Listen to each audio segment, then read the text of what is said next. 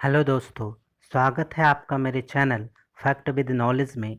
मैंने आपको इस वीडियो के फर्स्ट पार्ट में बताया था कि चीन 17 देशों पर अपना अधिकार जताता है, दक्षिणी चीन सागर पर भी अपना अधिकार जताता है, लेकिन ये इन देशों पर अपना कब्जा कैसे करेगा? इसके लिए चाइना ने एक बहुत बड़ा प्लान बनाया हुआ है। उस प्लान के अंतर्गत समय समय पर अलग अलग तरह के कदम उठाता रहता है।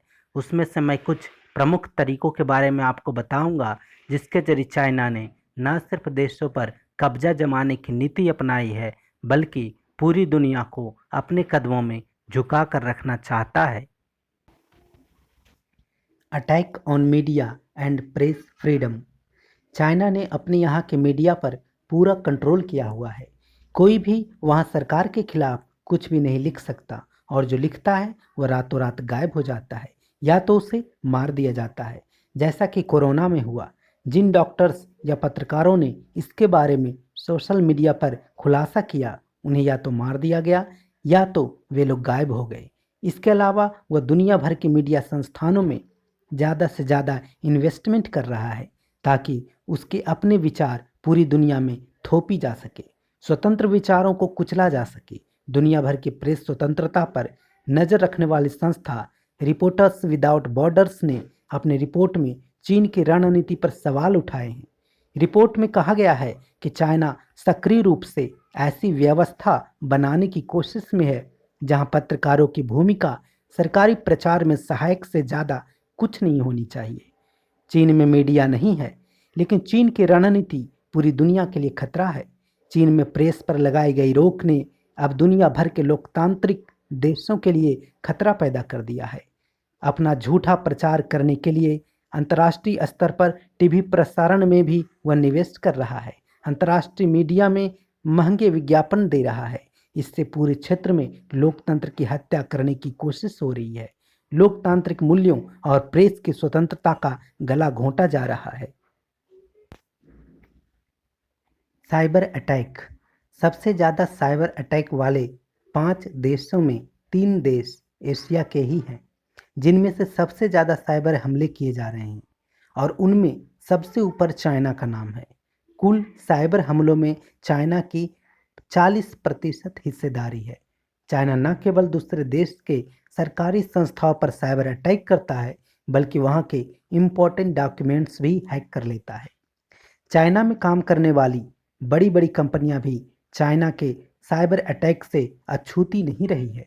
इनमें सबसे बड़ा हमला गूगल पर 2009 में किया गया, जहां गूगल की चाइनीज हेडक्वार्टर में एक सिक्योरिटी ब्रीच दिसंबर 2009 में देखा गया। इस साइबर अटैक के जरिए गूगल जीमेल और इंटेलेक्चुअल प्रॉपर्टी को चुराया गया। यहां तक कि चाइना के लगातार होते साइबर अटैक से परेशान होकर गूगल ने अपना सर्वर रीलोकेट किया और इसे चाइना से हटाकर हांगकांग में लगा दिया। इससे आप अंदाज़ा लगा सकते हैं कि चाइना में मीडिया की क्या कंडीशन है। वहाँ स्वतंत्र प्रेस जैसी कोई चीज़ नहीं है, स्वतंत्र मीडिया जैसी कोई चीज़ ही नहीं है। Attack through economy. Economical attack by China. इस महामारी के चारों एक और फैक्टर है, और वह दुनिया की चीन पर निर्भरता है। कभी ना खत्म होने वाली लाभ की चाहत ने दुनिया की अर्थव्यवस्था को सस्ती कीमत पर सामान लेने के लिए चीन पर निर्भर कर दिया। इसका परिणाम यह हुआ कि हम अपने संसाधनों को छोड़ करके पूरी तरह से उनकी फैक्ट्रियों, श्रमिक और अर्थव्यवस्था पर निर्भर हो गए। वुहान में कोरोना वायरस आते ही पूरे चीन में प्रोडक्शन लाइन रुक गई। दुनिया के बाजार संकट में आ गए। इसके 29 दिन से भी कम समय में डाउ जोन्स की 30 प्रमुख कंपनियों के शेयर पहले के स्तर से 20% गिर गए और 35 साल के न्यूनतम स्तर पर पहुंच गया। चाइना अपने आसपास के छोटे छोटे बहुत सारे देशों को अपने कर्ज के जाल में फंसा रहा है। उदाहरण के रूप में देखें तो चीन की कंपनियों ने श्रीलंका में बड़ी बड़ी परियोजनाओं में भारी भरकम निवेश किया है, और श्रीलंका को कर्ज देने वाली चीनी कंपनियों द्वारा काफ़ी ऊंचे दर पर ब्याज वसूलने के कारण श्रीलंका की आर्थिक स्थिति खराब हो रही है। श्रीलंका द्वारा ऋण वापस नहीं लौटाए जाने की स्थिति में चीनी कंपनियां वहां अपना मालिकाना हक मांग रही है। श्रीलंका ही नहीं बल्कि बांग्लादेश को भी चीन ने अपने कर्ज के जाल में फंसा रखा है। चीन का सदाबहार मित्र पाकिस्तान तो सबसे ज्यादा कर्ज में डूबा हुआ है। डब्ल्यूएचओ के महानिदेशक टेड्रोस अधनोम क्यों नहीं समय रहते पूरी दुनिया को इस बीमारी के बारे में बताया। इसके पीछे भी यही कहा जा रहा है कि चूंकि चाइना ने इथियोपिया में बहुत सारा निवेश कर रखा है, इसलिए इथियोपिया के रहने वाले मिस्टर टेड्रोस अधनोम चाइना के दबाव में आ गए और जानबूझकर कोरोना वायरस के बारे में पूरी दुनिया को बहुत ही देर से बताया, जब तक कि पूरी दुनिया कोरोना वायरस से पीड़ित हो चुकी थी। School of oriental and African studies में लोन लॉरेंस ने 2011 में कहा था कि 20 साल के भीतर चाइना आर्थिक ताकत के रूप में अमेरिका को पीछे छोड़ देगा, और अब यह हकीकत लगता है। चाइना अमेरिका में बेचे जाने वाली 97% एंटीबायोटिक उपलब्ध कराता है, और सब लोग जानते हैं कि हेल्थ केयर ही वह ताकत है जिससे पूरी दुनिया को कंट्रोल करने में सबसे ज़्यादा आसानी होगी।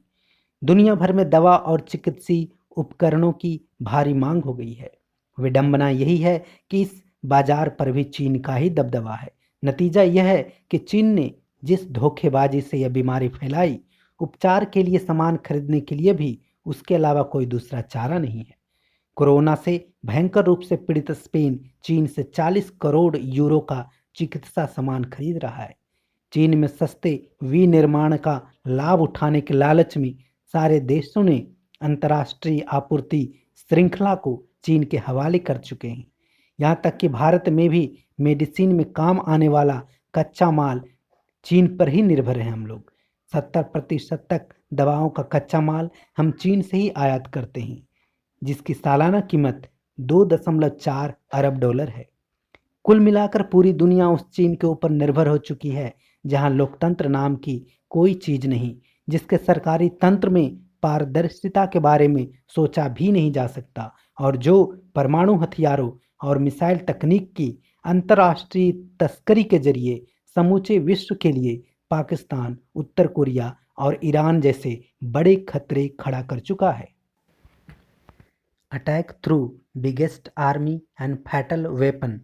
International institute of strategic studies की एक रिपोर्ट के अनुसार थल सेना की बात करें तो चीन के पास सबसे ज़्यादा 22,25,000 लड़ाकू सैनिक है, जबकि भारत के पास केवल 13,25,000 सैनिक हैं।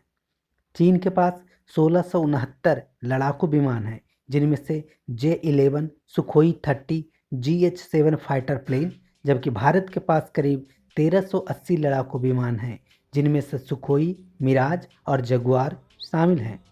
यहाँ तक कि चाइना के पास सबसे लंबी दूरी की मिसाइलें डोंगफेंग 5, जिसकी मारक क्षमता 13,000 किलोमीटर है, और इसी सीरीज की बहुत सारी दूसरी मिसाइलें भी उसने बना रखी है, ताकि वह दुनिया भर में किसी भी देश पर आसानी से पलक झपकते ही हमला कर सके। चाइना ने न सिर्फ लंबी दूरी की मिसाइलें बना रखी है, बल्कि नए नए वेपन बनाता ही रहता है। इसके अलावा उसने अंतरिक्ष में कई सारे आर्मी सैटेलाइट लॉन्च किया है। चाइना का पूरा दुनिया में सैन्य बेस बनाने का सपना भी पूरा हो रहा है। इससे उससे यह फायदा होगा कि दूर स्थित देश जैसे अमेरिका अगर चाइना को कंट्रोल करने की कोशिश करेगा तो उनके पास की आर्मी बेस से ही इसका जवाब अमेरिका को मिल जाएगा, और अमेरिका को चाइना के पास जाकर हमला करने से रोक दिया जा सकेगा। दुनिया भर में चाइना ने अपना आर्मी बेस बना रखा है। एक तो उसने दक्षिण चीन सागर के चारों ओर छोटे छोटे कृत्रिम द्वीप बनाए हुए हैं और उस पर आर्मी बेस बनाया हुआ है। अफगानिस्तान में भी वखान कॉरिडोर मिलिट्री बेस बनाया गया है। कंबोडिया में भी चाइना ने रीम नेवल बेस बनाया है।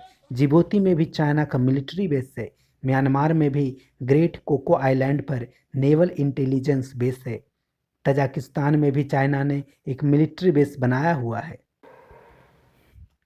Biological attack, biggest attack in human history. अब हम बात करते हैं चाइना के अब तक के सबसे खतरनाक बायोलॉजिकल अटैक के बारे में, जिसने उसने पूरी दुनिया पर कोरोना के रूप में किया है। कुछ साल पहले चाइना का एक सीक्रेट शिपमेंट कनाडा से कोरोना वायरस की तस्करी करते पकड़ा गया था। जिसमें कनाडाई लैब में काम करने वाले कुछ चीनी एजेंटों के हाथ होने का पता चला था। जांच में पाया गया कि यह चीनी जैविक युद्ध कार्यक्रम का हिस्सा है। इस जांच के निष्कर्षों को जैविक हथियार विशेषज्ञ डॉक्टर फ्रांसिस बॉयल सहित अन्य अधिकारियों द्वारा भी पुष्टि की गई थी।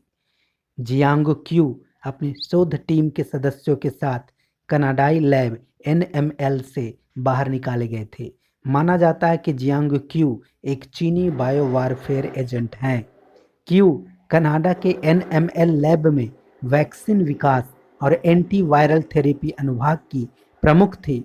वह 2006 से कनाडा के एनएमएल में शक्तिशाली विषाणु पर अध्ययन कर रही थी और उनके ही द्वारा कोरोना जैसा खतरनाक वायरस एनएमएल से चीन भेजा गया। साथ में virus Machupo, Junin, Rift Valley fever, Crimean Congo haemorrhagic fever और हेंड्रा नामक वायरस भी था। जियांग क्यू द्वारा कनाडा के लैब से इस कोरोना वायरस को भेजे जाने के बाद वुहान राष्ट्रीय सुरक्षा प्रयोगशाला में भी इस वायरस पर बहुत सारे टेस्ट किए गए और इसे और ज़्यादा मॉडिफाइड किया गया, जिससे कि यह वायरस किसी के भी पकड़ में ना आए और लगातार अपना रूप बदलता रहे। इसके बाद इस वायरस को दुश्मन देशों में छोड़ा जाना होगा, लेकिन शायद गलती से यह वहीं किसी तरह लीक हो गया और लोगों में फैल गया। जब चाइना ने देखा कि उसके शहरों में यह वायरस फैल गया है, तो इसके बारे में उसने पूरी खबर 2-3 महीने तक दबा कर रखी और इसे पूरी दुनिया में फैल जाने दिया, ताकि पूरी दुनिया कमज़ोर और बर्बाद हो जाए और वह आसानी से अन्य देशों पर कब्जा कर सके।